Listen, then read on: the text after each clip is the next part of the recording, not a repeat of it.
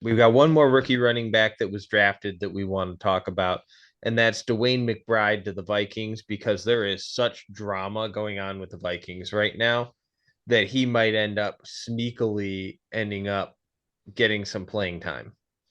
You want to elaborate on the drama before I break down Brooke Bride's Well, profile? we've discussed a lot of the Dalvin Cook stuff. There's no new news there exactly, but they're definitely flashing all kinds of smoke signals that the Vikings are going to move on from Dalvin Cook, at least if they have to pay him his current salary figure. About 1 week from today is, I think, the day that they allegedly will be informed him that they'll be cutting him after, Yeah, stealthily removing him from the logo, replacing him with Madison. yeah, So, because there are financial incentives to the team if they have him on the roster through June 1st, and then they can cut him for a more advantageous situation. so their situation, if Cook moves on, McBride, the situation becomes one of those open backfields where Alexander Madison is the clear cut starter, clear cut front runner. Like Khalil Herbert will have the first chance at the starting job. But like Bears running back Deontay Foreman, I think he's only 3 million a year, but he's 2 years instead of one.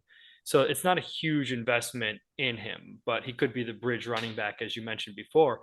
But other than that, Dwayne McBride would have to beat out Ty Chandler, who was a fifth round rookie or second year player out of North Carolina. I really liked his profile, but like the Seahawks, I actually really like Dwayne McBride's profile too. He is a seventh rounder. He's drafted behind these guys who I just said were just a guy. So he has less draft capital, but he fell due to medical issues. I think he went to a UAB, University of Alabama, Birmingham. So it was a smaller school combined with medical issues caused him to drop, which you often see.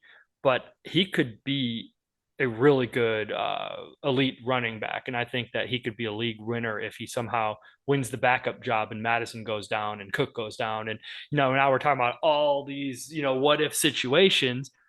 But do you have any other thoughts on him before I move on and transition this to Though the next those guy? kinds of what if situations are what happens in a fantasy football season.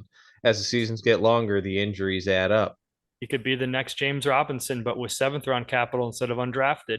This is Joe Smith from the Midwest Football Podcast. Please remember to like, subscribe, and leave a comment. It all helps us grow our show.